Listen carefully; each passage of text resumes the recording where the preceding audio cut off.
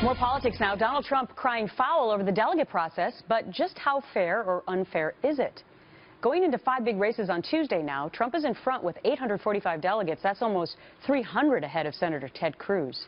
And to secure the nomination, Donald Trump would need to win 53% of the remaining delegates. Ted Cruz, 92%. John Kasich, an impossible 149%.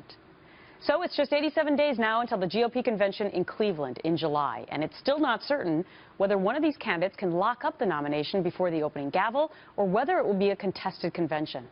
The RNC agreed not to change the rules for now, as you just heard in my earlier interview, but members are exploring ways now to change how delegate votes are actually recorded.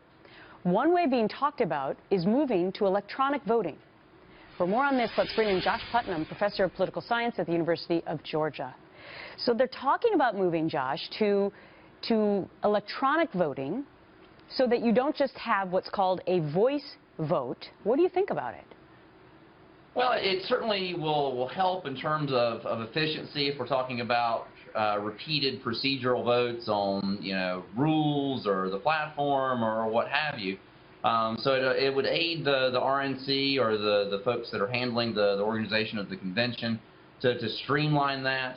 But there's also kind of a transparency aspect to this too, that delegates then would know what the kind of final count on these procedural votes are. Right. With a voice vote, all you're getting is the volume of a group of people's voices. Well, and I was just saying to the producers, like, how do you know the difference between a aye and a no? I mean, unless you have like a volume meter. I mean, it sounds silly, but how do you know?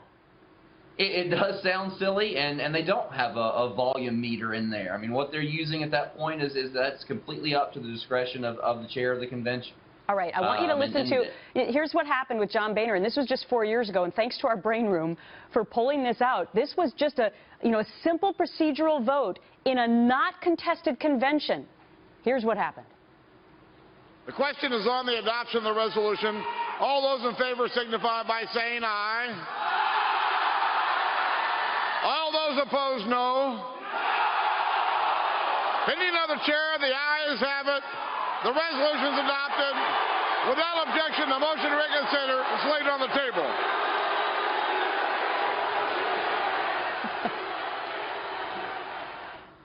I don't know, Josh. I mean, you couldn't tell which one had it. And then Speaker Boehner got a bunch of boos. Now, fast forward to this year, where you're going to be voting on a ton of stuff that's more important, because we're talking about the nominee.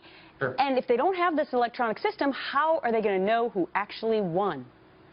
Well, they wouldn't with just a simple voice vote, or it would have to be very one-sided that you could tell. I mean, I was in the room in Tampa 4 years ago. The acoustics were a little bit different there than I think they sounded like over on the screen or whatever there, but.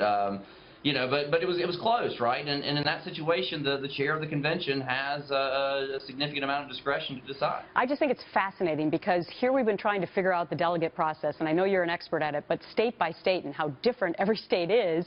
Sure. And then we come to the simplicity of a voice vote. I mean, the juxtaposition between the complexity of delegates and trying to keep track of that, and then determining potentially the Republican nominee for president by a voice vote. Fascinating. Well, the nomination wouldn't go through a voice vote. That's still done by a roll call so that we kind of see where delegates go. But on all the other things that lead up to that, the procedural votes, particularly on things like rules, matter in the context of getting to that nomination roll call vote. All right, and apparently the electronic voting may or may not be ready to go in July. It would only be, as you say, for procedural votes. Each state would still come to the microphone and say who their delegates are for with their own voices. Josh Putnam, thank you so much for your expertise.